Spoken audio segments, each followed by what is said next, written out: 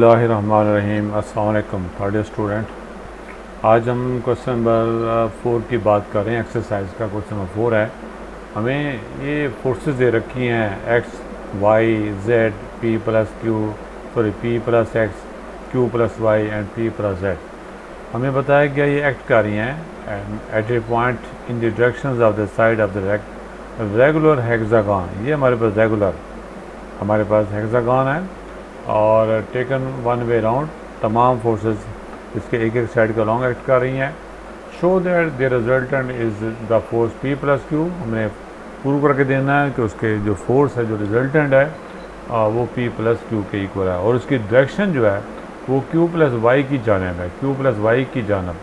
अगर हम angle prove कर देते हैं 120 डिग्री तो ये हमारे पास प्रूव हो जाएगा। क्योंकि हमारे पास पता है आपके पास अगर हम एक्सेस लेते हैं तो एंगल 60 बनता है और ये टोटल एंगल आपके पास जो एक्ट कर रहा है वो 180 और प्लस 60 240 डिग्री। अगर हम प्रूव कर देते हैं कि ये इसका जो रिजल्टेड है पी प्लस क्यू वो एंगल 120 डिग्री बना रहा है तो प्रूव हो जाएगा कि वो क्यू प्लस वाई के अलॉन्ग एक्ट कर रहा है। इस क्वेश्चन में दो बातें हमें प्रूव करके देनी है। एक तो हमने इसका रिजल्टेंट पी प्लस क्यू के इक्वल प्रूव करके देना है, दूसरा हमने इसकी डायरेक्शन बतानी है जो कि क्यू प्लस वाई के अलॉन्ग है। तो बिस्मिल्लाह करते हैं, स्टार्ट करते हैं। हमारे पास सपोज द फोर्सेस हमें दे रखी है और ये हमने एक्स वाई जेड जो है ये है एक्स, ये है वाई, ये है जेड।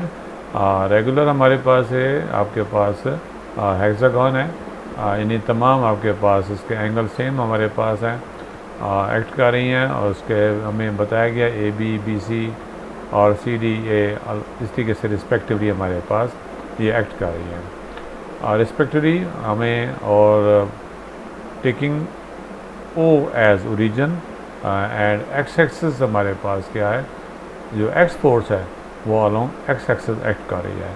अब हम रिजोल्व करते हैं हॉरिजॉन्टली। इसको हमने कैपिटल एक्स का कंपोनेंट का नाम दिया है और ये देख लीजिएगा एक्स फोर्स जो है एंगल 0 बना रही है, वाई फोर्स जो है वो 60 एंगल बना रही है। इस तरीके से ये एंगल 180 बनेगा और चौथा आपके पास 180 बनेगा, 240 बनेगा। इस तरीके से 60 हम ऐड करते चले जाएंगे। इसको हम सोल्व कर लेते हैं cos 60 cos 120 कैलकुलेटर की मदद से और इसको हम सिंप्लीफाई कर लेते हैं। और इस तरीके से जब हमने वर्टिकल कंपोनेंट मालूम करना है तो वाई डैश लगा देंगे और जहाँ आपके पास कॉस है वहाँ पर हम साइन पुट करा देते हैं और इसे भी सिंप्लीफाई कर लेते हैं। और इसको सिंप्लीफाई करने से तमाम को हल करने से ये आंसर आता है और इससे ये आंसर आता है। अगर हमने मैग्नीट्यूड मालूम करनी है तो ये हमें फार्मूला हम जानते हैं रिजल्टेंट की मैग्नीट्यूड स्क्वायर ऑफ आपके square root of the square of the horizontal component plus square of the vertical component. तो हॉरिजॉन्टल कंपोनेंट हमने ये मालूम किया, इसका स्क्वायर कर लेते हैं और वर्टिकल कंपोनेंट हमने ये मालूम कर लिया, इसका स्क्वायर कर लेते हैं। तो P प्लस क्यू है, ये भी P प्लस क्यू है, ये 3/4 है, ये 1/4 है। इसको ऐड कर लेते हैं, आपके पास 1 आ जाएगा 1 और P प्लस क्यू जो होल का स्क्वायर बन जाएगा, स्क्वायर रूट का आंसर हो गया हमारे पास P प्लस क्यू आ जाएगा। ये हमारा रिजल्टेंट आ गया। अब हम प्रूव करके देना चाहते हैं कि आप ये जो एंगल है आर डैश है वो आपके पास एक्सिस के अलॉन्ग एक्ट कर रही है हमारे पास एंगल। तो इसके लिए हमने एक राइट एंगल ट्राइंगल बनाते हैं, ये रिजल्टेंट ले लेते हैं।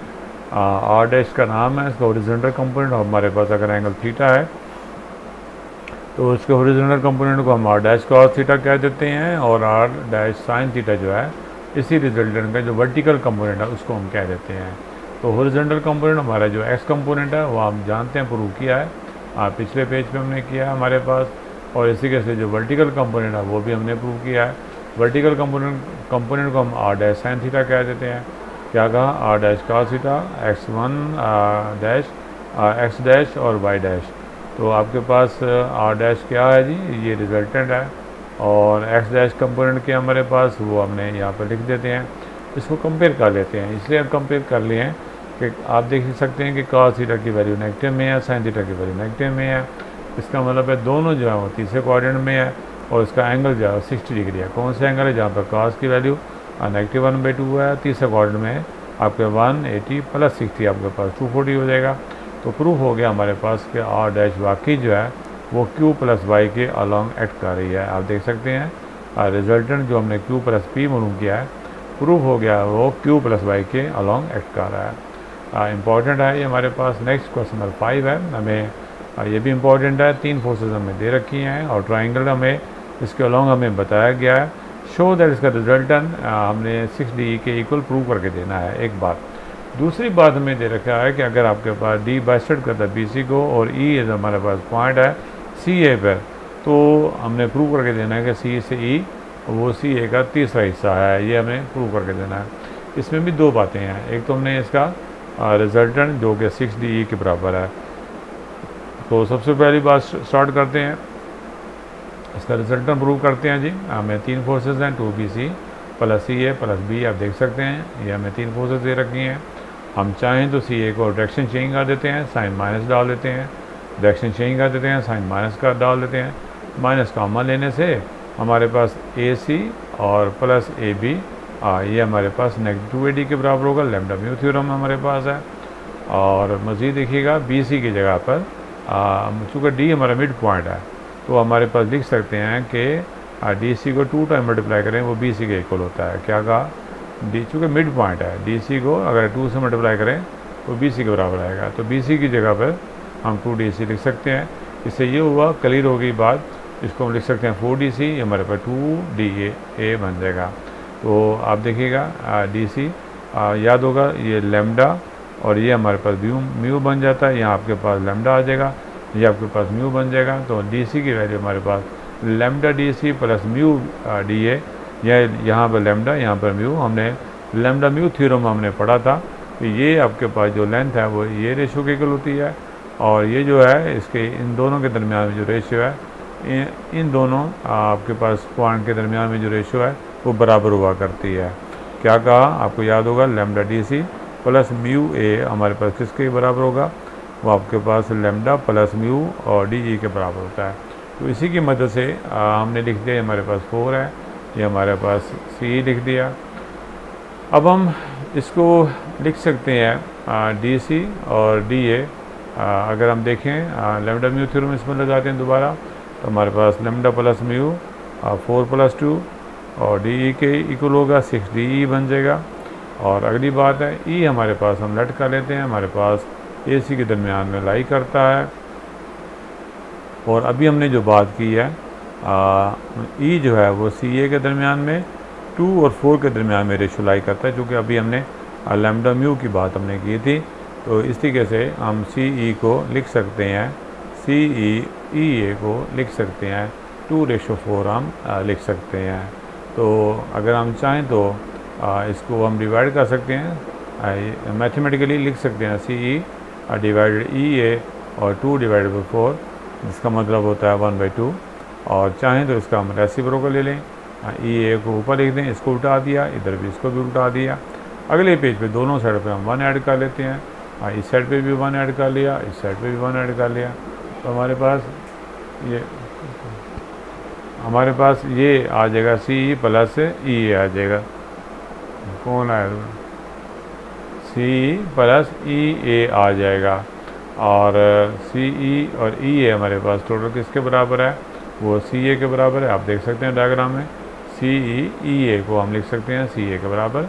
तो इसकी जगह पे हमने CA लिख दिया, CE वैसे रहने दिया, और इसको हमने सिम्प्लीफाई किया, 3 आ गया। चाहें तो हम इसको रेसिप्रोकल लें दोनों साइडों पर, तो हम इसको प्रूव करके दे सकते हैं। प्रूफ हो गया हमारे पास CE जो है वो 1/3 CA के बराबर है। इम्पॉर्टेंट क्वेश्चन था। एक और क्वेश्चन करने लगे हमारे पास। क्वेश्चन नंबर 6 दे रखा है, हमें बोला गया है P, Q और R जो है 3 फोर्सेज जो हैं वो इन साइड्स के अलॉन्ग एक्ट कर रही हैं। साइड हमारे पास BC, CA और आपके पास AB के अलॉन्ग एक्ट कर रही हैं। Find the condition that there resultant is parallel to the BC। हमने वो कंडीशन बतानी है जिसके तहत तीनों फोर्सेज जो हैं वो BC के आपके उसका रिजल्टेंट जो है BC के अलॉन्ग है।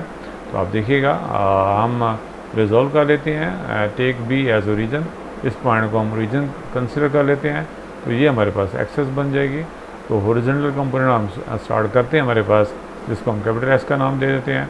और ये P जो है वो उसका जो कंपोनेंट बनेगा P का 0 डिग्री, ये हमारे पास गैमा है। तो एक्सटर्नल एंगल हमारा 180 माइनस गैमा बनेगा। और ये हमारे पास कौन सा एंगल बनेगा? इसे बी बीटा और ये टोटल एंगल 180 बनेगा। तो हम लिख सकते हैं आर काज 180 प्लस बीटा लिख सकते हैं। चाहें तो हम इसको लिख सकते हैं काज 180 माइनस गैमा को 90 का इवन मल्टीपल्स है, काज में रहेगा, चूँकि सेकंड क्वाड्रेंट है इसलिए नेगेटिव में रहेगा, और ये भी थर्ड क्वाड्रेंट में है, चूँकि थर्ड क्वाड्रेंट में भी नेगेटिव होगा, काज में रहेगा। और अगर हमें वाई कंपोनेंट मालूम करने हैं तो जस्ट काज की जगह पे हम साइन पुट करा देते हैं, इसको सिंप्लीफाई कर लेते हैं। और हमें कहा गया कि किस कंडीशन के तहत इसका जो रिजल्टेंट है हमारे पास वो एक्सेस के अलॉन्ग होगा।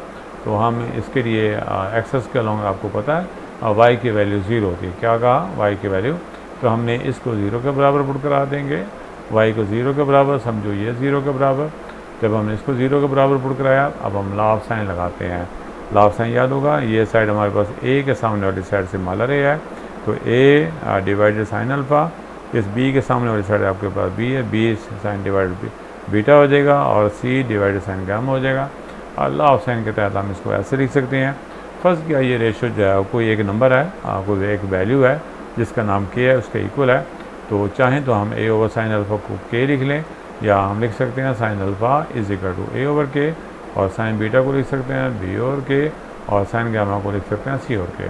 तो यहाँ पर साइन गामा जो लिखा हुआ है, अब वहाँ पर हम सी ओवर के लिख देते हैं, जहाँ पर साइन बीटा लिखा हुआ है वहाँ पर हम बी ओवर के लिख देते हैं। इसी को हम आगे बढ़ाते हैं बाद, इसको हमने दोबारा फिर लिख दिया इज इक्वल टू 0 हमारे पास, और इसको चूँकि नेगेटिव में था दूसरी साइड पे ले आए तो पॉजिटिव में हो गया, और के कैसे कैंसिल हो गया, हमारे पास आ जाएगा ये रिक्वायर्ड रिज़ल्ट आ जाएगा। हमें बताना था किस कंडीशन के तहत उसका जो आपके पास जो रिजल्टेंट है वो हमारे पास हॉरिजॉन्टल होगा। तो हॉरिजॉन्टल के लिए सिर्फ हमने इतना करना है कि वाई की वैल्यू को हमने क्या करना है 0 के बराबर पुट करा कर वो कंडीशन हमने बता दे सकते हैं।